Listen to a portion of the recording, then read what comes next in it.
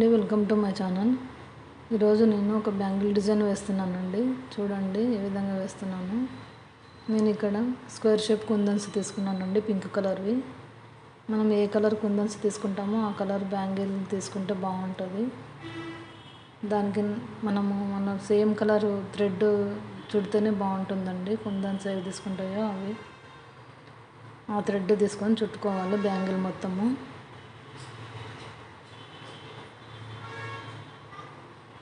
చూడండి ఈ విధంగా నీట్గా చుట్టుకోవాలి బ్యాంగిల్ అంతా థ్రెడ్ను.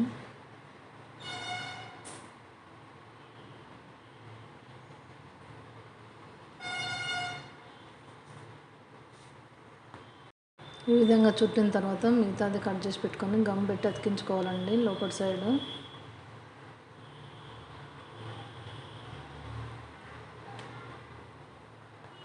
చూడండి ఏ విధంగా ఉందో బ్యాంగిల్ అంతా. ఇప్పుడు దీనికి నేను గమ్ పెట్టేసి మొత్తం కుందన్స్ అతికిస్తున్నాను. నేను ఇక్కడ స్క్వేర్ షేప్ కుందన్స్ తీసుకున్నానండి, పింక్ కలర్వి.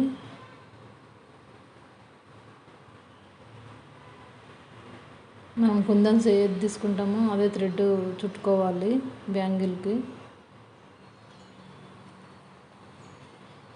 ఈ విధంగా ఒకదాని తర్వాత ఒకటి కుందన్స్ మొత్తం బ్యాంగిల్ మొత్తం అతికించాలండి, నీట్గా అతికించుకోవాలి.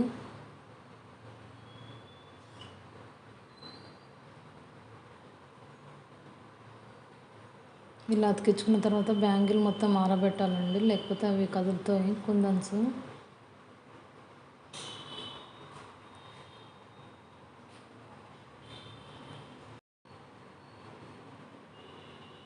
చాలా నీట్గా అతికించుకోవాలి.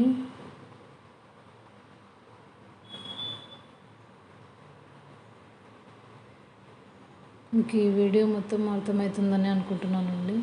మీకు ఈ వీడియో నచ్చితే లైక్ చేయండి, షేర్ చేయండి, సబ్స్క్రైబ్ చేయండి. మనం ఈ బ్యాంగిల్స్ మొత్తం వేసిన తర్వాత చూడండి ఏ విధంగా ఉందనేది. ఈ బ్యాంగిల్స్ మనం సైడ్ గాజుల్లాగా కూడా యూజ్ చేసుకోవచ్చండి. మట్టి గాజులు వేసుకొని సైడ్కి అటొకటి ఇటొకటి వేసుకోవాలి. మొత్తం 4 బ్యాంగిల్స్ తయారు చేసుకుంటే మనం ఏ గాజులకైనా వేసుకోవచ్చు. చూడండి ఎంత బాగుందో ఈ డిజైన్. నీట్గా చేసుకోవాలండి బ్యాంగిల్స్ మొత్తము. గమ్ము కూడా ఎక్కడ అతికించినట్టు కనిపించదు. ఆరబెట్టుకొని నీట్గా తీసి పెట్టుకోవాలి.